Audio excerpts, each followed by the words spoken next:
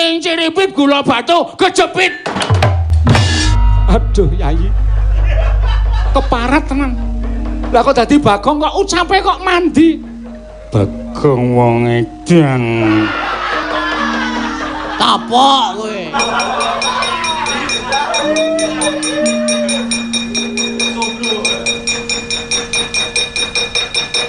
Pun nggih. Udah siap nggih? Iya. Iya. Mengke nek kula muni gejepit ngoten. Ampun do lunga lho drijine nek sing lunga ora malih. Cinciripit gula batu kejepit. Ing sepele. Kene le ngematke tenan kok ming cinciripit gula batu kejepit. Piye? Gleleng ta ya kuwi. Wong ki nambah beda karo wong cilik, unine mandi, ucape mesti ana nyatane. Koko Rabu. Kok bobot kula saya awrat.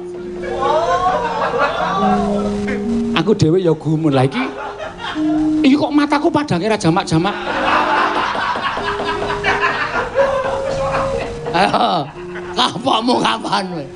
Ayo kowe, kuwi alise kurang kuwi. Matane melar. Alise mung kurang mung jleret. Sampeyan mang do mengo, do delok-delokan karo Kang Rayi Raden Janaka. Kok wis? Lho, aku ngopo? Weh lah, ampun nyalake kula lho. Kula ya mung sak uni-unine lho niki. Nek nganti sampean mengke wis getun kelakon iki malah ngrekoso. Lho, Janaka kaya ngene. Koko Rabu. Aduh Yayi. Keparat tenan. Lah kok dadi Bagong kok ucape kok mandi. Bagong wong edan.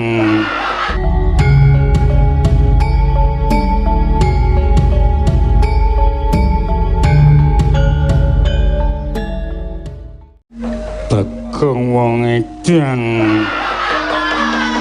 Kapok kowe.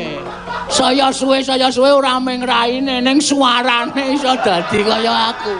Kapok kowe. Jagat Dewa Batur. Setyaki. Mboten paring dawuh ora. Modal ora. Bagong aja sembro. Wong ki nambah beda karo wong cilik, unine mandi, ucape mesti ana nyatane. Koko Rabu. Kok bobot kula saya awrat. Aku dhewe ya gumun lah iki. Iki kok mataku padange ra jamak-jamak. Ayo, kapokmu kapan kowe? Ayo kowe, kuwi alise kurang kuwi. Matane melar. Alise mung kurang mung jleret. Sampeyan mang do mengo, do delok-delokan karo Kang Rayi Raden Janaka. Kok wis? Lho, Aku ngopo? Weh lah, ampun nyalake kula lho. Kula ya mung sak uni-unine lho niki. Nek nganti sampean mengke wis getun kelakon iki malah ngrekoso. Lho, Janaka kaya ngene. Koko Rabu. Aduh Yayi. Keparat tenan. Lah kok dadi Bagong kok ucape kok mandi. Bagong wong edan. Kapok kowe. Saya suwe ora mung raine ning suarane iso dadi kaya aku. Kapok kowe. Modal ora. Bagong aja sembro. Jagat Dewa Batur. Setyaki. Mboten paring dawuh ora.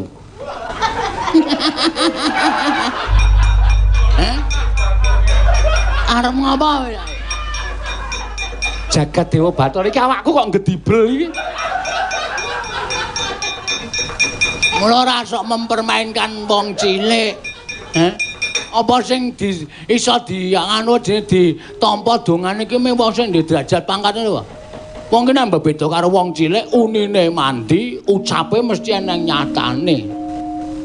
Koko Rabu. Kok bobot kula saya awrat. Aku dhewe ya gumun. Lah iki kok mataku padange ra jamak-jamak. Ayo, kapokmu kapan kowe? Ayo kowe, kuwi alise kurang kuwi. Matane melar. Alise mung kurang mung jleret. Sampeyan mang do mengo, do delok-delokan karo Kang Rayi Raden Janaka. Kok gak wis? Lho, Aku ngapa? weh lah. Kampun nyalake kula lho, kula ya ming sauni-unine lho niki. Nek nganti sampean mengke wis getun kelakon iki malah ngrekoso. Lho, Janaka kaya ngono iki. Kok ora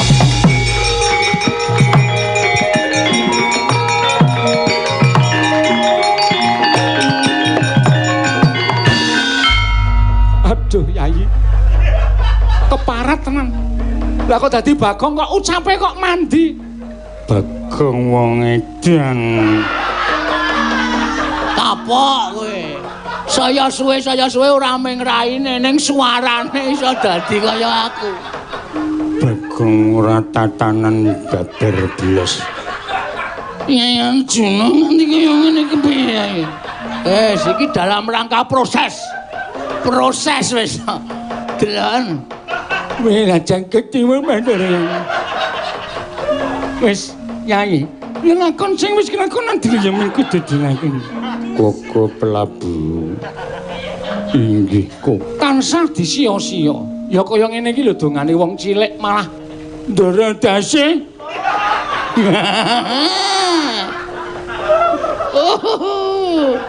Seneng tenan aku iki.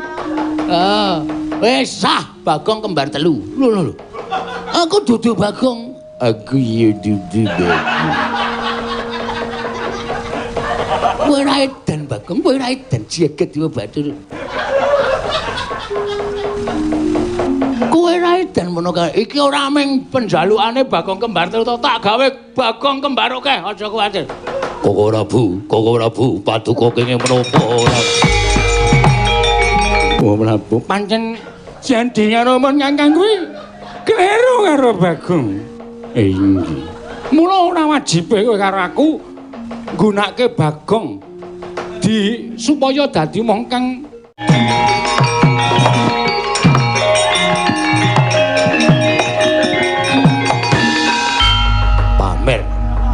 pamer duwe kaprawiran.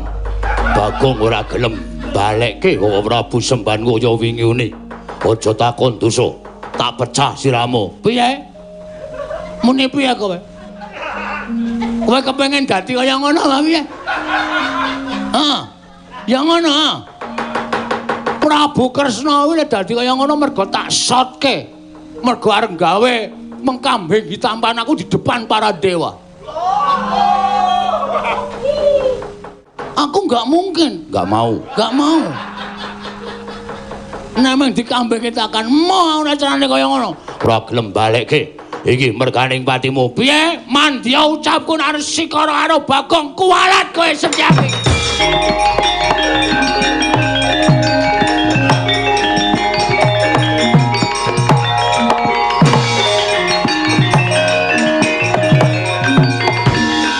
Kapok. Modal ora. Bagong aja sembrono.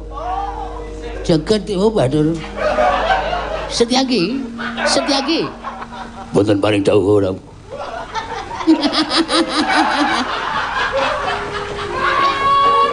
Ora buka malah gumujeng.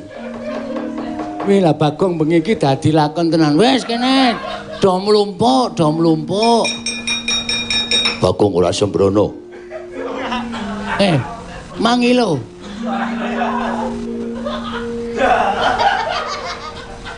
Edan Koko Prabu menika kados pundi? Wis diterima-terimake. Diterima-terimake dadi ngopo sih? Pancen lakone bengi iki lagi Bagong. Medan Bagong meneng. Kinengan ndi aku bali ning Madukara bojoku do moh kabeh. Tak peke. Aja edan Bagong. Aku kudu kepiye Bagong? Suarane dhewe-dhewe. Nadyan kaya mengkono tetep aku tok anggap ratu Gustimu Bagong. Non.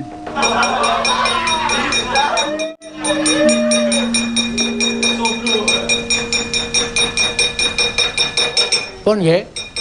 Udah siap nggih? Iya.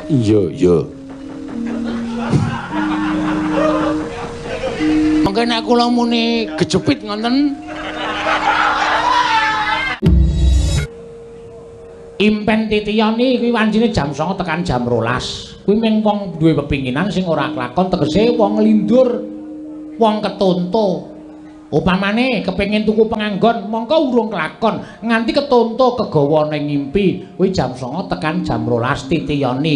Gandaya niki jam 12 tekan jam 2 kuwi impene wong turu, wong ki nek ora ngimpi jam semono kuwi ngibarate wong mau wis bisa disebut mati suri.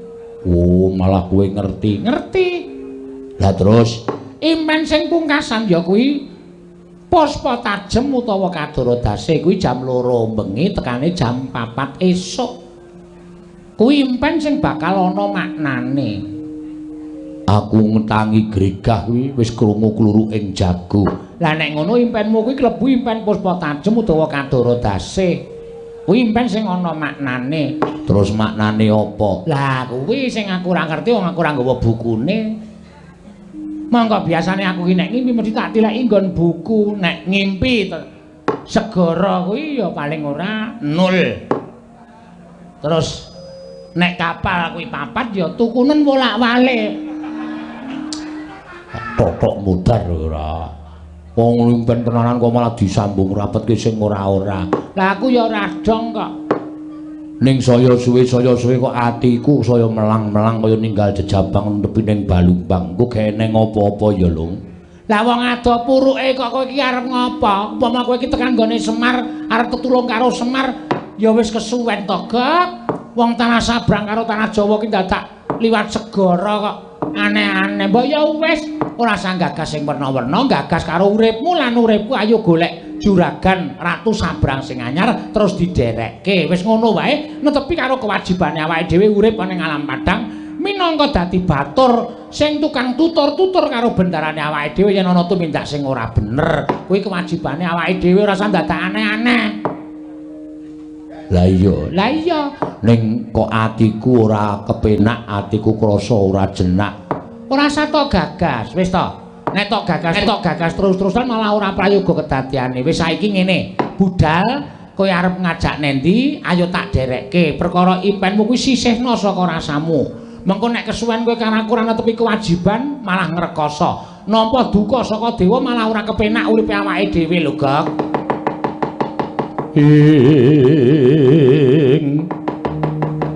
Togok yen malegak legok trembilong kang sarawita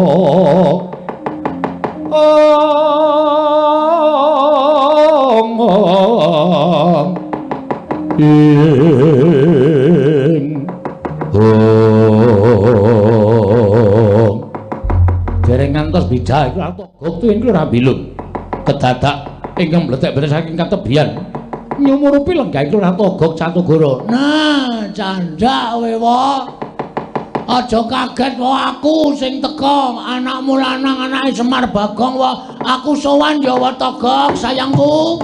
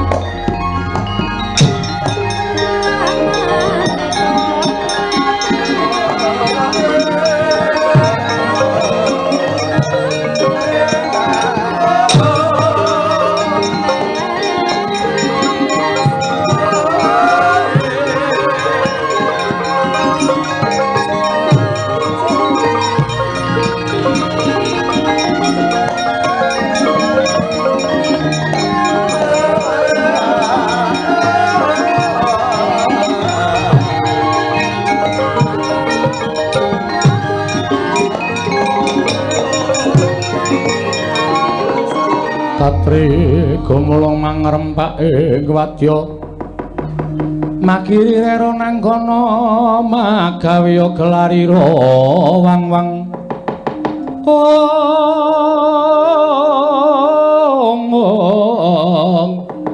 Makiri rero nanggono magawe gelarira wang-wang Iki ora pangling rak Bagong to. Wa. Lho kok tekan kene. Ngrekoso goleki alamatmu iki. Ning nyatane tekan kene. Aku ngaturake sembah pangabekti kula. Ku katur ya, Wa. Ya tak tampa. Wah, edan kowe tambah sugih. Ya mergo saka le nyambut gawe nderekke ratu-ratu sabrang. Ora ling lho, lek musuh iki ngutuyul mburimu kuwi lho, Ga. Ora ngawur iki Pak Dimu mbilung. Wah, iku brengos barang saiki. Samet kowe, Gang. Samet, Pakde. Ya syukur. Karo sapa dhewe? Lah kok dhewe kok dulur-dulurmu ora tok jak tilik karo Pak Dene. Sepisan aku tilik kawidadane Siwa Toga. Angka 2. Kowe ndedet ora kok? Kok tekan dhuwit. Kowe sandhangamu teng gebyar ngono ketok nek saiki wis rada mukti. Mula nyambut gawe sing apik, nyambut gawe apa wae iki ditemeni, ditenani. Mergo kuwi bakale awuh rejeki. Nek kowe entuk gawean nyambut gawe ming tok sepelekke arep nyambut gawe apik kaya ngapa ya rezekine bakal rendet. Nek nyambut gawe saanane ning ditenani kuwi bakal awuh rejeki. Matur nuwun wejanganipun Siwa Toga. Yo. Lah terus kowe mrene arep ngopo? Wah. Aku arep nangis, Wa. Lho. Arep apa? Arep nangis. Nangis mergo kowe tak omongi ya, Wa. Iki mau omahku geger. Geger mergane aku ki rak kepengin bangun wewangunan kanggo srana ngundhake penguripaning para masyarakat. Lah sranane kudu ana syarat srana sing winastan kayu Dewandaru karo kayu Jayandaru. Heeh. Siwa ngerti? Ngerti kuwi papane ning Kayangan. Terus ayo tak takon karo Watami. Togok. Nek apa jenenge Siwa ki jane kakangne bapak. Iya, tuwa dhewe aku. Nomor 2 bapakmu. Nomor 3 Bathara Guru. Bathara Guru ki sengitra bapak ya, Wa? Oh wis suwe. Mergo bapakmu ngantekan sprene iki ora tau gelem sembah, ora tau gelem tata krama karo Bathara Guru. Ya mergo bapakmu ki mendem rasa mangkel karo Bathara Guru. Nek jane aku dhewe iki ya mangkel. Mergo diapusi karo Bathara Guru. Nganti saiki guru dadi dewaning para dewa iki mergo aku disingkirke ning jagat karo bapakmu. Oh, bener. Heeh, terus Bathara Guru rawuh ning nggon aku, aku njaluk Dewandaru Jayandaru dadi geger. Lho. Geger aku mungsuh apa jenenge dewa-dewa perang. Mulai edan kowe iki. Kowe iki mung ditakowani karo dewa. Nyatane menang kok. Lho, iso menang. Ora ndelok? Ora. Wah, telat lehmu teko wae. Sono iki nang ndelok wayang jam 09.00. Ora bengi-bengi lagi teko. Ayo wong kekuatane utawa duwene kalodhangan lagi saiki kok. Lah terus Bathara Guru nyekel ces. Tri apa dah? apa? Pusakane Bathara Guru Ces Trisula. Aku melayu, garang melayu, Petruk melayu. Terus bapak ngadepi Bathara Guru. Bathara Guru dawuh ngene. Taunana Windanana kayu Dewandaru Jayandaru ora bakal tak paringke Bagong. Terus bapak, syarate apa? Aku manut. Aja kok wujud bondo donya. Patiku aku ikhlas.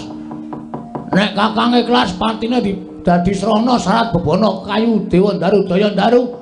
Kakang Semar tak boyo ning kaya tak gawa. Ning kayangan tak cemplungke ning cawan kawah. Kawah Candra Dimuka. Gareng nangis, Petruk nangis. Gareng ya melu, Petruk ya melu. Lah saiki Semar karo Gareng karo Petruk digawa adimu si sapa? Bathara Guru kuwi ketoke arep dipateni nang Kawah Candra Dimuka wae. Dengan piye? Wah, cangkeme kuwi. Kono kuwi kaget kok malah nyangkem-nyangkem kowe. Kaya torong. Torong dengkulmu tenan kok aku ora ngapu. Wah, lah hebat lho.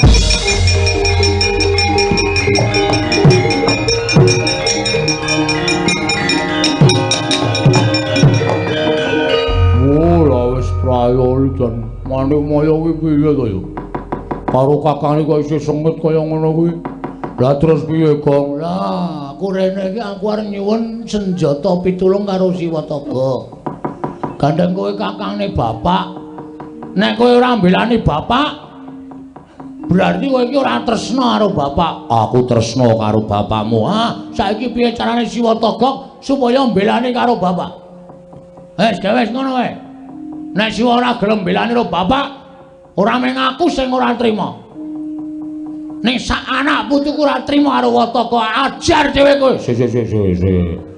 Se wong sapa-sapa kok arep diamuk lho. Wis mangsulan. Gong. Apa? Aku wis sumpah sak jeg jumlek wis aku wis emoh munggah ning kayangan. Wis dadi titah ya dadi titah. Waduh. Terus? Lah nek kowe pengen njaluk pambiyantuku aku ya iso mbantu ning ora munggah ning kayangan. Sapa sing kon munggah? Kuwi tuyul mburimu kuwi. Milung ya ora gelem munggah ning kayangan. Lah terus kowe wae munggah ning kayangan. Wah tak suwek tenan lambemu wae. Aku iki njaluk pambiyantuku kok malah kon munggah ning kayangan. Sranane kowe tak gawe supaya gampang mlebu metu kayangan. Sranane piye? Kowe tak gawe wujuding titah sing gampang mlebu nang kayangan. Sapa kowe? Ning kowe gelem ora? Gelem, waton aku iso nyelametke bapak. Tak gawe tak salin wujude bendaramu Madukara. Ora guyon lho, Gek. Serius. Tenan. Aku dadi Ndara Janaka. Iso apa? Lho, iso. Apa dianggep aku ora ndek kasekten apa piye? Wis nyenengke tenan. Tes ngono. Padake corong ora. Senenge ndelok cangkemmu, Gok. Cangkemmu kuwi. Karo padune kok nyangkem-nyangkemke ora. Sagu ora? Sagu. Nek sagu toto-toto. Carane piye? Merem. Merem. Engko nek bablasan turu? Aja turu. Merem. Ngampet ambegan nak cipta engko nek dadi Raden Janaka kowe mlebu metu kayangan ora ana sing ngelekke mergo Raden Janaka kuwi biasa mlebu metu kayangan. Aku ya biasa mlebu metu. Lah iya. Ning ora kayangan. Iya. Sanane nek aku. Lah iya. Wis tak cipta ya. Kok tak munggah ning kayangan. Ya. Engko nek tekan kayangan tanjine karo Bathara Guru. Nek perlu tak nehi kekuatanku kowe iso ampuh kegila-gila. Asik. Nyenengke tenan iki. Jame tak peke, Gek. Aja. Anggere ngalem kok njaluk.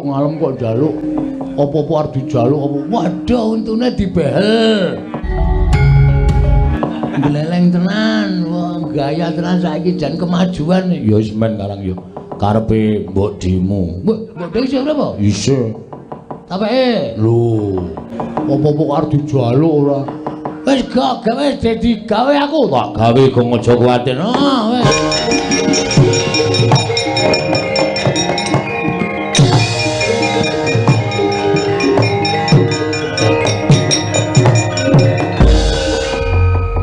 Wis. Apa ora gleleng nek wis ngono kuwi? Maksude? Kowe iki wis dadi Janaka. Mulan moro sangat jenis menyogang kamanusan. Ora aneh kok malah aku dhewe malah nek weruh rupane kaya bagus ora jamak. Togek. Lah suarane ketara. Wah, janangan nyuarake Ndara Janaka iki. Coba nyura. Togok ngono. Togek. Kekasaran. Togek. palusen tegek coba digedhekke sithik ucel-ucelen patunyo lho kowe suarane larak ngono tegek semono kuwi wis pas Ndara Janaka ana apa tegek Tejo Mantri nggih niki Panakawan sami dibeta Bathara Guru panjenengan kedah nyelametaken Iwang pikulun manik maya tegek sing wani mboyong Semar garing kelawan Petruk nggih aku tak munggah ning kayangan tegek monggo mawon sing isih tiket pesawat apa tegek andel ora wong-wong sembrono kok dadekke satriya serius mesti ora serius tegek pun gak minggah teng kayangan kula wis jeleh nyawang saya togak Iwang pikulun manik maya ora nglepasake Semar Petruk lan Garing aku ingkang ora trima tegek tantrimanipun Raden Janaka tekun bayar 2 kali lipat luwih besar munggane kayangan ya sakaremu ora ya sakaremu tegek wonten dawuh aja ngono tegek aja jeleh ulun berangkat saiki nggih pun ngatos-atos tegek nun Janaka kuwi nek mlaku kudu nganggo gending bola wis iki iki mung arep ngrusak tatanan iki Subo Kasminto Subo Kastawa nalikane wah tembange dhewe rahing dalu wong aku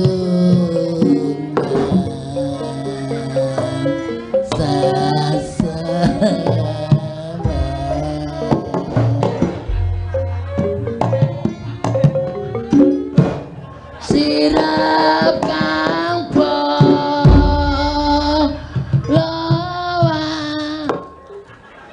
kowe iki gerangan ya ora tanja kok, Gok. Wong Bagong kok dadekke Janaka iki rak malah kaenggo ditonton kawula rak do ngisin-isin Ndara Janaka nek konangan sing asli piye? Mbok semen mutar mbok men. Aku ya sugah caturan ro Bagong ora mesakake galo kae malah nyaruk-nyaruk lemah bleduke ra jamak-jamak. Joget kok kaya jatilan kaya ngono. Wis benengke wae ngono. Ora ana apa apa. Kowe karaku engko nampa duka. Ora, wis nek ora ngono ndak Bathara Guru tuman wae ayo. Awak dhewe mangkat golek juragan. Yo. Anggunge pranone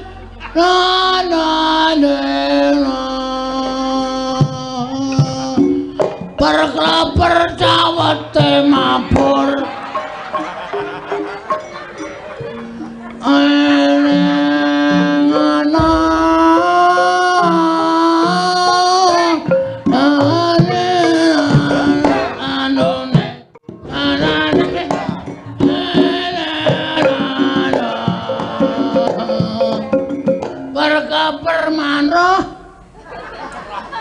kali aku raeng dalu wong agung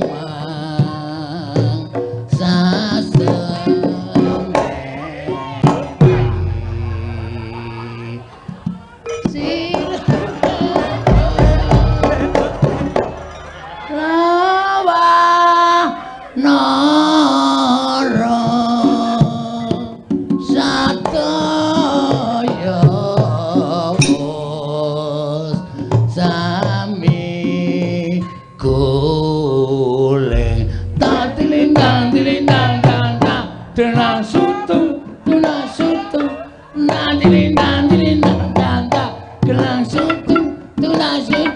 nyeneng-nyenengke wiyaga ki gampang kok.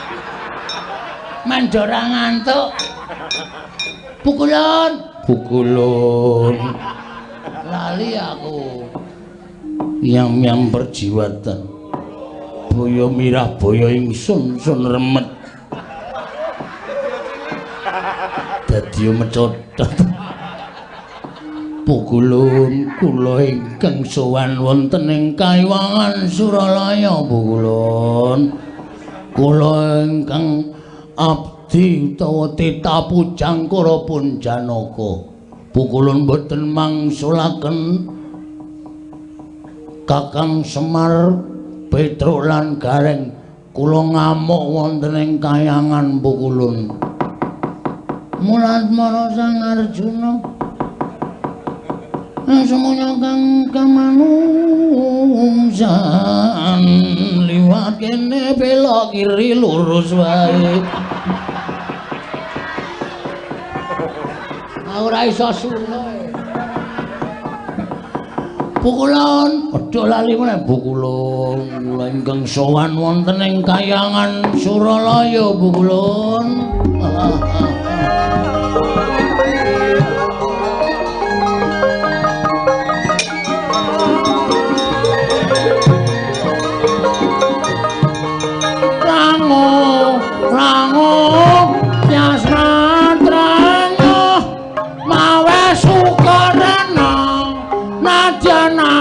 Cita ora pas kok iki Mas.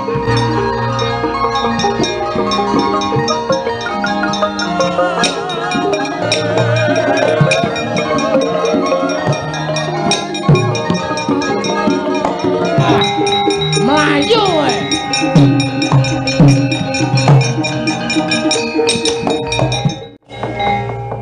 Bareng dibani Cestri Cula Ratu Momo klepat lunga saka Kayangan. Pukulun panjenengan sinten? Ulun Betaran Rada. Pun Rada. Ya. Kok kaya jog dengkulmu mlacat. Diwehe padake kaya teko ora. Iki sapa ta janjane? Pukulun kula ingkang ngabdi ingkang wayahipun Janaka. Janaka? Nggih, Permati. Permati. Wilikiti. Kumbang ali-ali. Kumbang madu dan racun. Iki ketake nek delok suarane iki ya. Aku jane ora panglene ngarep bedhek kok wedi. Kowe iki jane sapa to? Pukulun kula ingkang wayah pun Janaka. Janaka iki bojone pira coba? Kadah Pukulun. Sing didhep ning Madukara pira? Yayi Sendroba. Sembadra Sikandri. Sri Kandi Pukulun. Manuhara Larasati, Laras Pelok, Laras Lindro. Kok kaya gamelan ora edan. Iki Bagong ta iki? Pukulun, sanes kula pun Janaka. Ora datang kamu sih, Bagong ta kowe? Pukulun. Bagong udo. Pukulun sampun kados mekaten. Ora ngaku Bagong ta kowe? Heeh. Gadol sisan kowe. Kene iki ngampet omong ngerkoso e. Ora. Trondol. Lah entuk sandangan iki saka ngendi? Kula piyambak mboten mangertos Pukulun. Mergi kula dipun dandosi Siwatami. Tagak. Lah edan wis ben ngono kuwi nek ora ngono ndak Bathara Guru ora kapok. Pukulun. Piye? Wong atuwa kita ulun wonten wong atuwa kula wonten pundi? Semar Gareng karo Petruk. Inggih Pukulun. Diponton ning pinggiring kawah. Waduh, Kakang Semar. Aja kuwatir Kakang, aku ingkang bakal mitulungi karan kowe Kakang. Nalikane ora gajek-gajek kendang.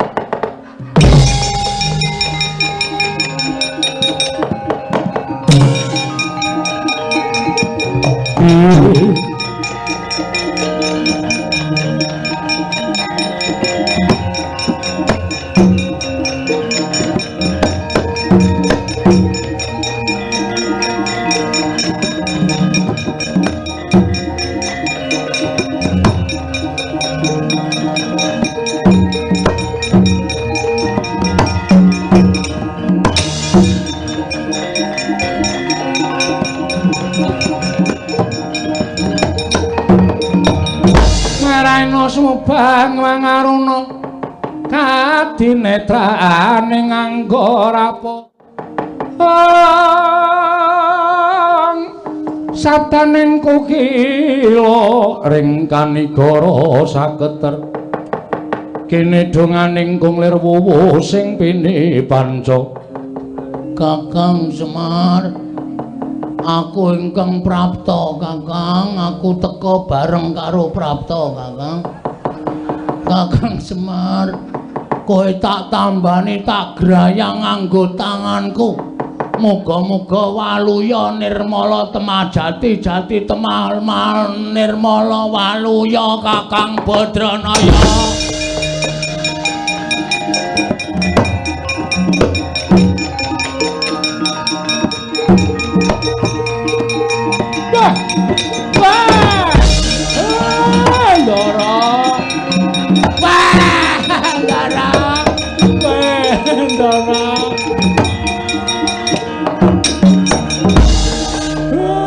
ngaturaken panuwun nggih Den sampeyan wis nulungi kalih kula ngaturaken panuwun Ndara wis nulungi kalih kula ngaturaken panuwun nggih Den wis nulungi kalih kula ibu sepodo-podo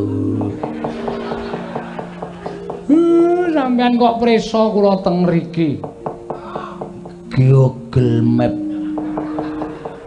napa niku Kakang Semar kowe aku ngerti wae kowe nang ngendi Kakang Semar nek kowe kena apa-apa iki aku mesti entuk kabar saka kantor pos Kakang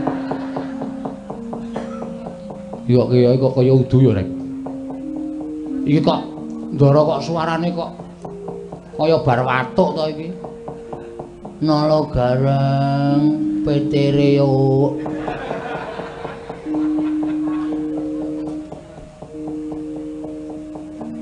Den apa Ndara apa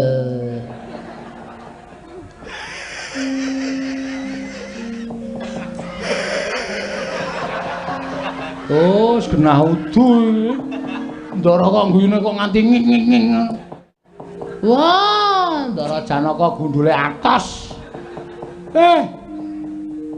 kowe kok dadi Janaka kuwi Kakang Semar cangkeme sing apik. Iki ndaramu kok kowe.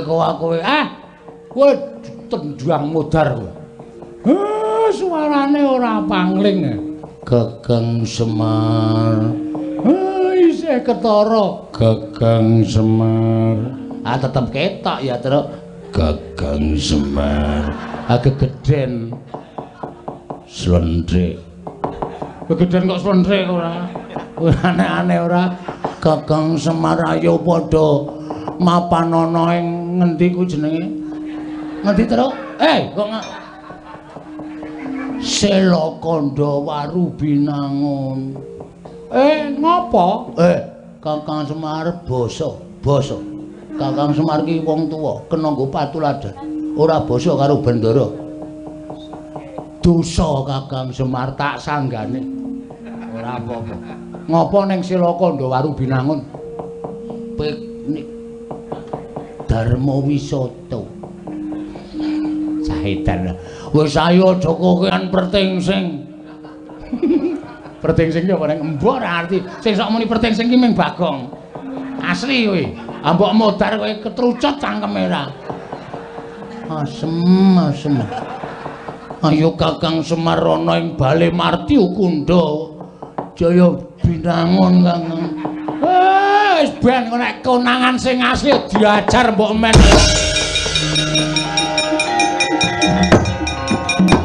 Iya.